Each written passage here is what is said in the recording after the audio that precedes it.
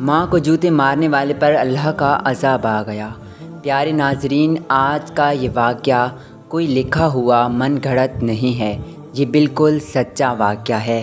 یہ واقعہ حقیقت میں ہو چکا ہے۔ یہ بات ہے 2016 کی۔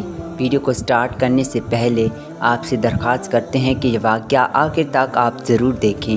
بسم اللہ الرحمن الرحیم، شروع اللہ کے نام سے جو بڑا مہربان نہایت رحم کرنے والا ہے۔ 2016 میں گوجرانوالہ کا یہ واقعہ ہے۔ وہاں ایک عورت رہتی تھی جس کی شادی ایک نوجوان سے ہو چکی تھی۔ اس عورت کا نام آسیہ تھا۔ آسیہ حاملہ تھی، اس کا بچہ پیدا ہونے والا تھا۔ ان دونوں کی شادی کو ابھی چند سال ہی گزرے تھے کہ اللہ تعالیٰ نے اولاد کی خوشی نصیب کر دی، لیکن دوسری طرف تقدیر نے رخ پلٹ ہی دیا۔ اس کا شوہر جو بینک میں ملازم تھا، منیجر کی جاب کرتا تھا، وہ ایک دن صبح اپنے کام پر جا رہا تھا اپنی گاڑی پر بیٹھ کر۔ وہاں اچانک اس کا دوسری گاڑی سے ایکسیڈنٹ ہوا اور وہ وہیں پر مر گیا۔ جب یہ خبر اس کی بیوی کو ملی تو اس کی روح کانپ گئی۔ وہ رونے لگی کہ یا اللہ، یہ کیسا قہر ٹوٹ پڑا ہے۔ وہاں بہت سارے لوگ آ گئے۔ اس کے شوہر کی وفات دیکھ کر بہت رونے لگے۔ بیوی بھی آخر کار وہاں پر پہنچ گئی۔ ہاسپٹل لایا گیا، لیکن وہاں پہنچنے سے پہلے ہی وہ دم توڑ چکا تھا۔ وہ بہت رو رہی تھی۔ اس وقت اس لڑکے کا ماں باپ بھی اس دنیا میں نہیں تھا۔ وہ دونوں ہی رہتے تھے۔ بہن بھائیوں نے بھی اس کو علیحدہ کر دیا تھا۔ وہ علیحدہ ایک اکیلے شہر میں رہتے تھے۔ وہاں ان کا کوئی ریلیٹیو بھی نہیں تھا۔ وہ رونے لگی، بہت ساروں قطع رونے لگی کہ ابھی یہ عمر نہیں تھی تمہاری جانے کی، اور اتنے مشکل وقت میں مجھے تم چھوڑ کر کہاں جا رہے ہو؟ یہ بچہ کہاں جائے گا؟ یہ تو ابھی اس دنیا میں آیا ہی نہیں ہے۔ میں کہاں جاؤں گی اکیلی؟ ہمارا تو جہاں ہے بھی کوئی نہیں۔ ان دونوں کی قسمت اتنی خراب تھی کہ جہاں کوئی بھی ان کا اپنا نہیں تھا۔ ان کے خاندان والوں نے بھی ان کا ساتھ چھوڑ دیا تھا، کیونکہ ان دونوں نے پسند کی شادی کی تھی، اور وہ نوجوان ویسے بھی کوئی جاب نہیں کرتا تھا، جس وجہ سے گھر والوں نے بھی چھوڑ دیا۔ ماں باپ تو تھے ہی نہیں، بہن بھائیوں نے جدا کر دیا، لیکن اللہ نے اس کی جاب لگوا دی۔ وہ اچھی خاصی زندگی گزار رہے تھے، لیکن تقدیر میں کچھ اور ہی لکھا تھا۔ وہ خوب رو رہی تھی کہ اب میں کیا کروں گی؟ خیر، جو ہونا تھا وہ تو ہو گزرا، لیکن انسان کو اللہ تعالیٰ صبر دے ہی دیتا ہے۔ اس واقعے کو ایک ماہ گزر گیا۔ آسیہ ایک بیٹے کی ماں بن گئی۔ بچے کی خوشی میں وہ تھوڑا سا غم بھول ہی گئی تھی اپنے شوہر کی وفات کا۔ وہ اب اس کا دل بچے میں لگ گیا تھا۔ وہ ہر وقت اس کو دیکھتی رہتی اور خوش ہوتی رہتی۔ ادھر ایک بوڑھی عورت جو ان کی پڑوسی تھی، وہ دیکھ کر بہت روتی رہتی کہ یہ عورت کتنی خوش رہتی تھی، لیکن آج پھر کتنے دنوں بعد اس کی خوشی واپس آئی ہے۔ اسی اثنا میں اس کی خوشی کے آنسو دکھ میں بدل گئے۔ اسے اپنے شوہر کی یاد آ گئی کہ اس کے کتنے خواب تھے کہ وہ اپنے بچے کا نام رکھے گا، اس کو پالے گا، بڑا کرے گا، لیکن آج وہ اس دنیا میں ہے بھی نہیں۔ اگر اس دنیا میں ہوتا تو آج اپنے ننھے بچے کو دیکھ کر کتنا خوش ہوتا۔ آخر کار وقت گزرتا گیا، اس کا بچہ بڑا ہوتا گیا۔ شوہر کے مرنے کے بعد کوئی اور روزگار تو تھا ہی نہیں، صرف گھر کی زمین تھی اور گھر ہی تھا۔ شوہر کی جاب سے جو اس کے بقایا جات ملنے تھے وہ بھی مل چکے تھے، لیکن اخراجات زیادہ ہونے کی وجہ سے وہ پیسے آہستہ آہستہ ختم ہو رہے تھے۔ آسیہ بہت سمجھدار عورت تھی۔ وہ کہنے لگی، میں چھوٹا سا گھر میں کچھ ایسا کاروبار کرتی ہوں جس سے میرے بچے کی پڑھائی کا خرچہ بھی چل جائے گا اور گھر بھی چلتا رہے گا۔ وہ بہت ساری مرغیاں لے کر آتی ہے، جو پیسے اس کے پاس بچے ہوئے تھے۔ وہ مرغیاں گھر لاتی ہے، ان کو دانہ ڈالتی ہے اور ان کے انڈے جو نکلتے ہیں وہ بیچنے لگ گئی تھی۔ اس طرح کچھ پیسے اسے حاصل ہونے لگ گئے تھے۔ منافع زیادہ ہونے کی وجہ سے ان کی زندگی اچھی ہو گئی تھی۔ اس کے بچے کی عمر اب 7 سال ہو چکی تھی۔ آسیہ نے اب گھر کو چلانا شروع کر دیا تھا۔ اس کے پاس پیسے اب اچھے خاصے آنے لگ گئے تھے۔ اس نے ایک اچھے سے اسکول میں اپنے بچے کا داخلہ کروایا تاکہ وہ اس میں اچھی سی پڑھائی حاصل کر کر بڑا آدمی بن سکے، کیونکہ اب اس کا خواب تھا کہ اس کا بیٹا ایک دن اس کا نام روشن کرے گا، اس کی ساری محنت رنگ لائے گی۔ اس طرح مرغیاں بھی اب ان کے پاس زیادہ ہو چکی تھیں۔ ویسے بھی انڈے بہت مہنگے تھے۔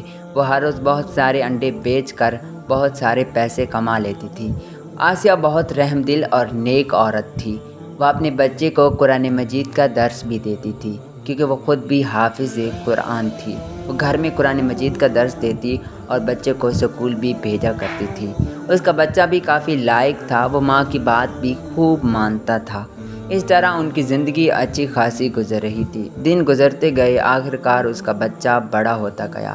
وہ اپنے بچے سے بے انتہا محبت کرتی تھی، کیونکہ شوہر کی جدائی اسے پتہ تھا کہ کتنی تکلیف دیتی، اس لیے وہ ہر وقت اپنے بچے کے ساتھ ہی رہتی۔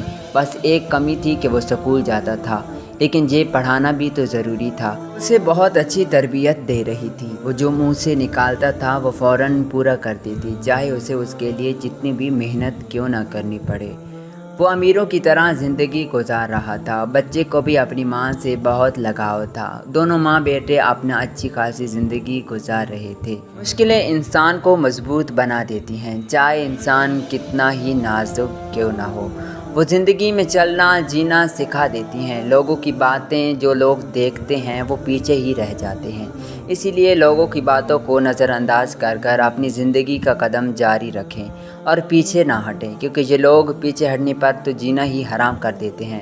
اگر آپ کسی مقام پر پہنچ جائیں گے تو یہی لوگ آپ کی تعریف کرتے کرتے نہیں تھکیں گے۔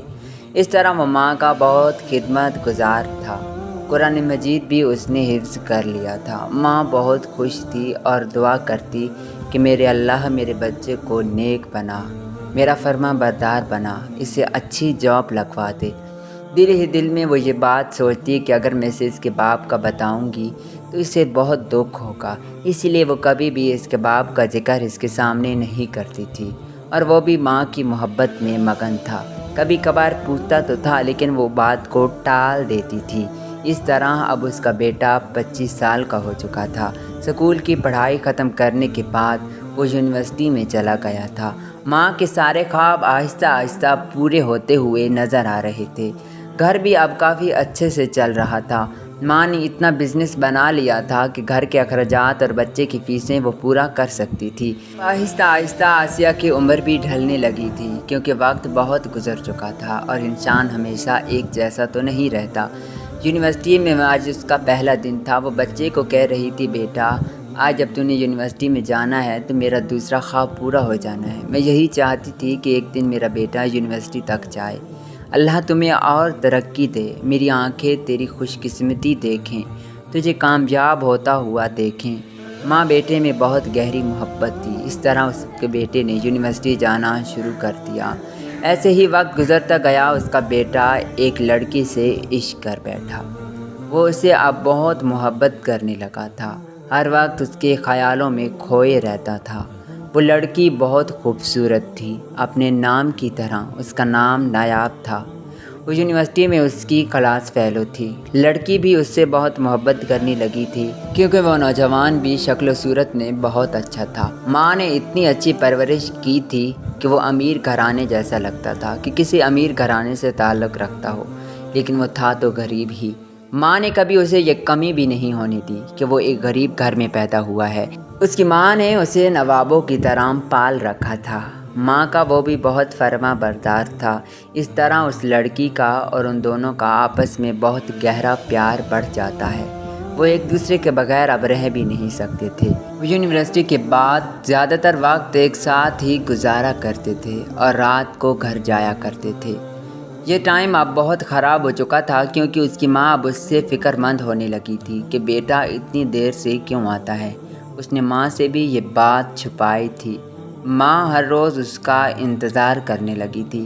ماں بوڑھی ہو چکی تھی، پہلے والی طاقت اب ہڈیوں میں نہیں رہی تھی، لیکن بیٹا اکثر اوقات اس لڑکی کے ساتھ ہی رہتا۔ اس کے دل میں اب ماں کی فکر تھوڑی تھوڑی ختم ہونے لگ گئی تھی۔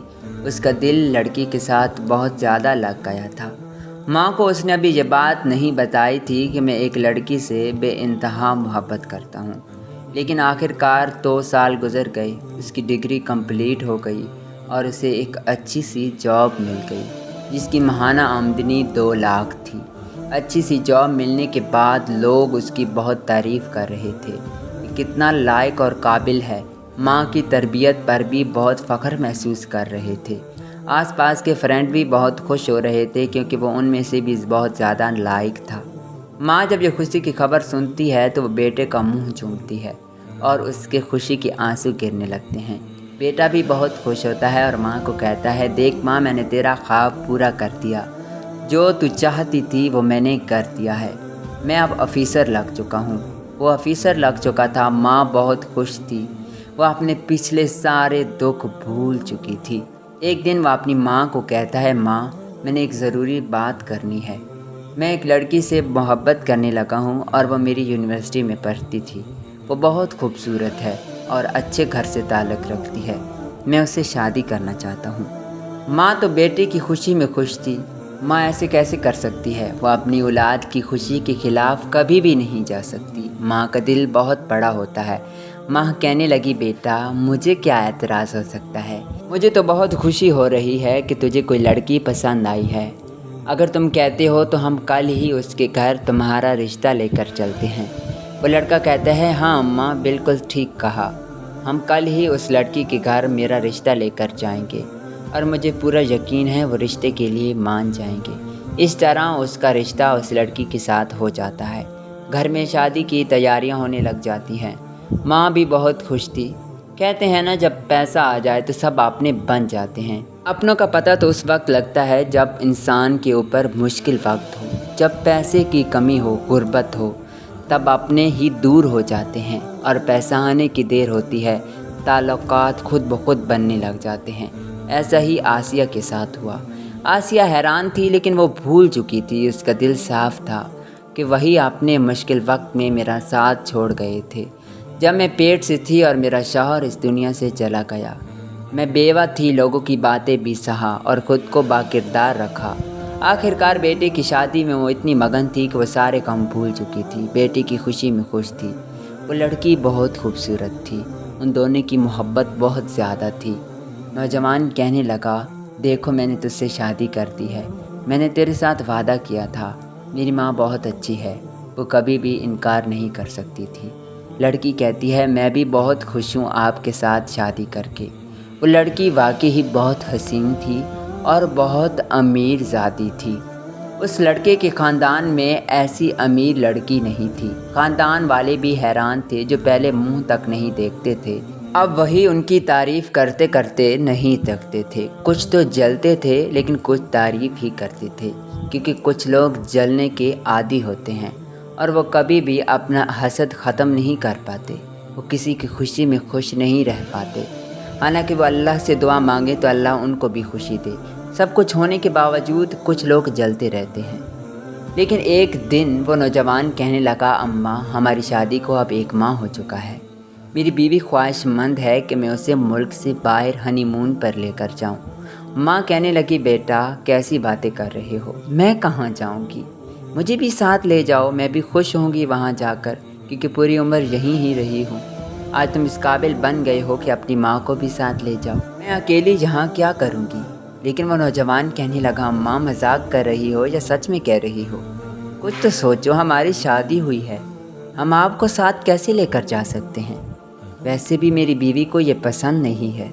हम हनीमून पर जा रहे हैं और हम अकेले ही जाएंगे। हमारी प्राइवेट लाइफ है और हम इंजॉय करना चाहते हैं।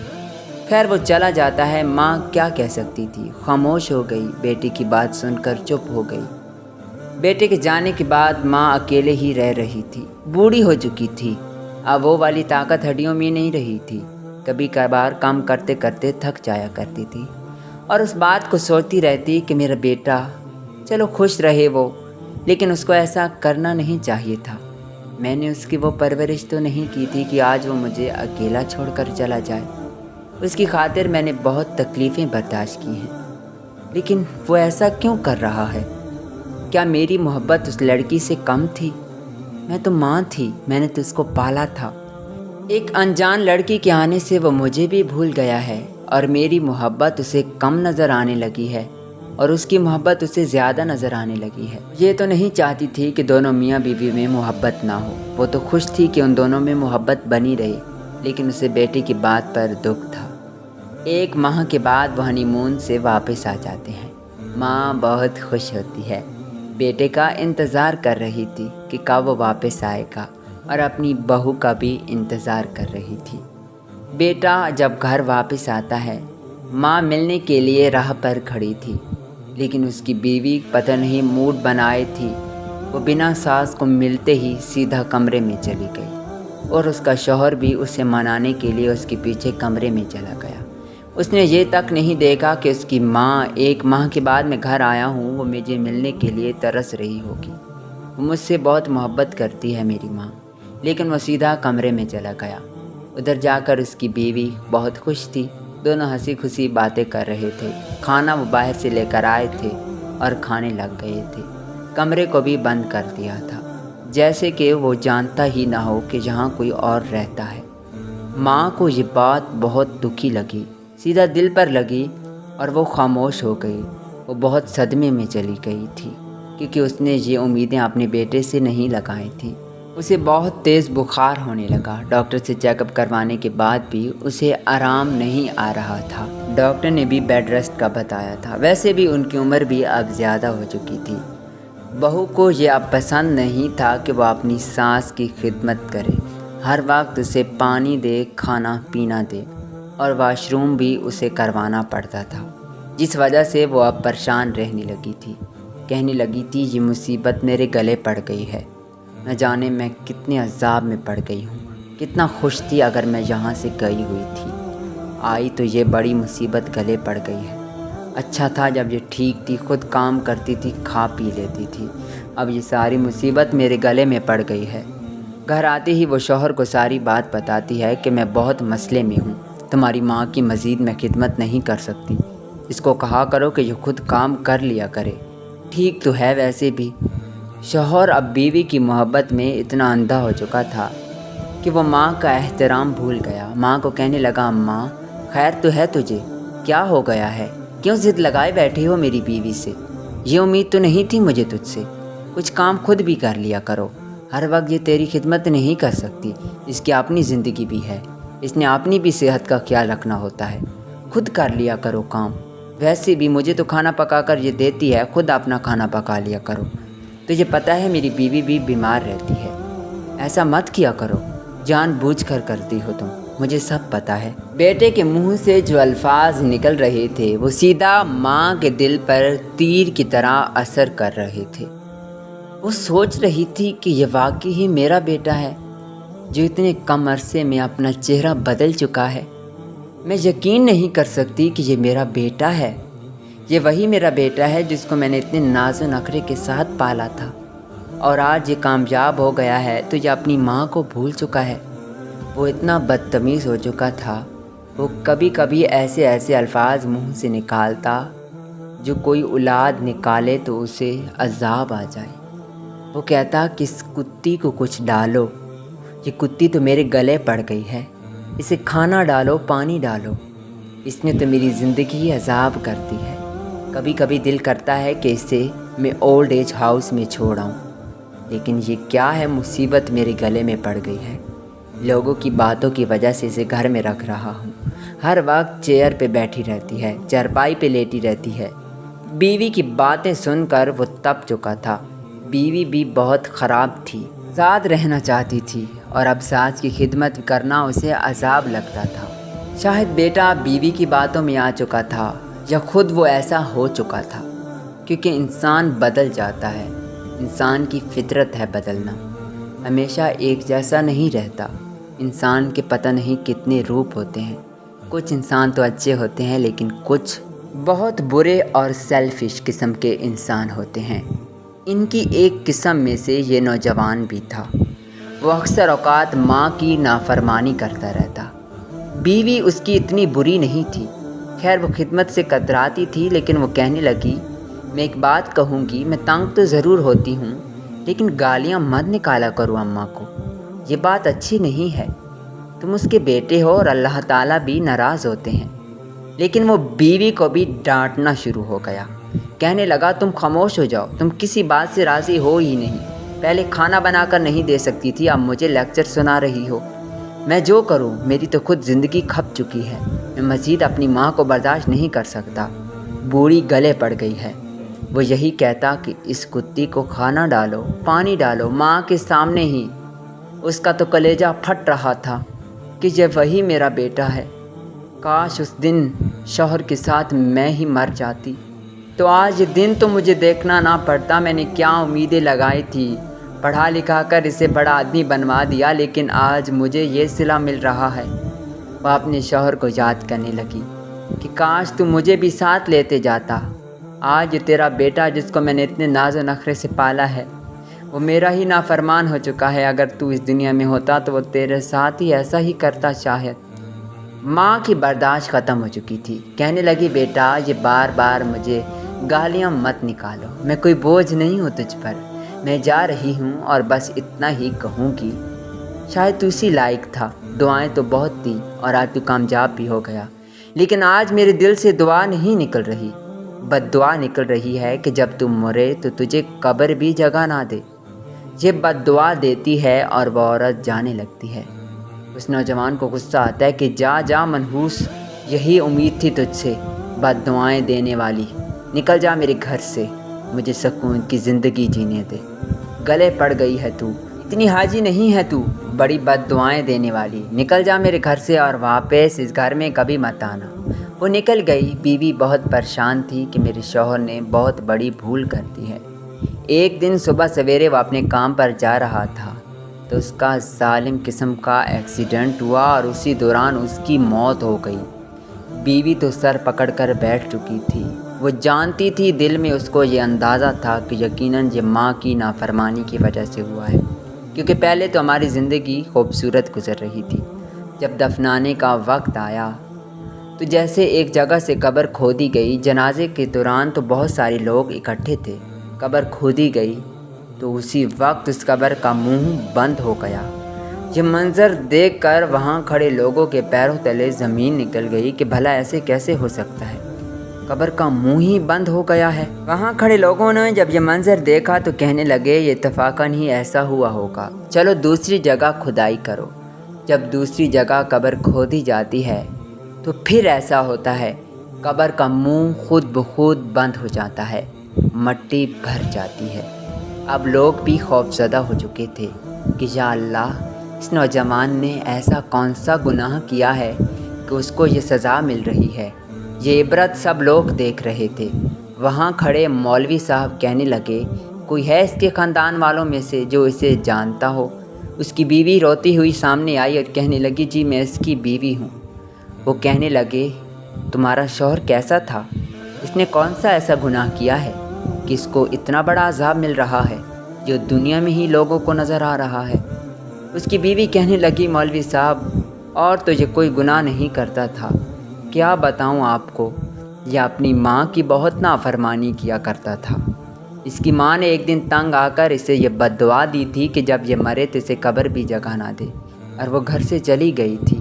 اس بات کو بھی 3-4 ماہ گزر گئے ہیں اور اب ایسا ہی ہو رہا ہے۔ یقیناً یہ ماں کی بد دعا ہے۔ مولوی صاحب کہتے ہیں جلدی سے جاؤ اس کی ماں کو تلاش کرو، وہی آئیں گی اور انہی کے آنے سے ہی یہ عذاب ختم ہو سکتا ہے، ورنہ اسے قبر کبھی بھی قبول نہیں کرے گی، کیونکہ اس نے ماں کا دل دکھایا ہے، اور اس ماں کا دل دکھایا ہے جو بہت ٹوٹے ہوئے دل کی تھی، جس نے بہت بڑی چاہ سے اسے پالا تھا۔ وہ عورت گلیوں میں ماری ماری پھرنے لگی، اپنی بوڑھی ساس کو تلاش کرنے لگی۔ ایک جگہ اسے وہ سڑک پر بیٹھی ہوئی ملی جس کی حالت بہت افسردہ تھی، چہرہ جھلس چکا تھا، رنگت مرجھا چکی تھی، جسم بھی عجیب ہو چکا تھا، انتہائی بوڑھی ہو چکی تھی، ہر وقت روتی رہتی تھی۔ وہاں جاتے ہی اس نے کہا غضب ہو گیا ہے، اماں جلدی چلو، تیرا بیٹا مر گیا ہے اور اس پر عذاب آ گیا ہے۔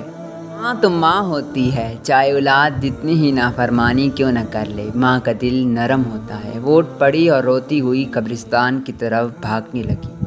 وہاں جا کر یہ منظر جب اس نے دیکھا تو کہنے لگی یا اللہ، میں نے ایسا تو نہیں کہا تھا، بس میں نے دل سے یہ بد دعا تو نہیں دی تھی، ایسا مت کر، یہ میرا بچہ ہے، اسے معاف کر دے، اس نے جو بھی غلطی کیا ہے میں نے اسے معاف کی ہیں، تو بھی اس کو معاف کر دے اور اس پر یہ عذاب ختم کر دے۔ اے میرے رب، یہ ایک مجبور ماں کی دعا ہے، سن لے دعا، اور اس کی قبر کو کہے کہ یہ کھول دے منہ اپنا۔ جیسا ہی اس کی ماں نے یہ کہا تو جو پہلی قبر تھی وہ خود بخود کھل گئی۔ لوگ یہ دیکھتے ہی گڑ گڑا اٹھے اور رونے لگے۔ جی دوستوں، یہ واقعہ کوئی جھوٹا واقعہ نہیں، یہ ایک سچا واقعہ ہے۔ ماں کا بہت بڑا مقام ہے، اسی لیے تو اللہ تعالیٰ نے ماں کے قدموں تلے جنت رکھی ہے۔ اپنی ماں کی خدمت کریں اور دعائیں لیجئے، نہ کہ نافرمانی کر کر ایسا انجام لیجئے۔ جی دوستوں، اللہ سے دعا ہے کہ اللہ تعالی ہم سب کو ماں باپ کی فرما برداری کرنے کی توفیق عطا فرمائے۔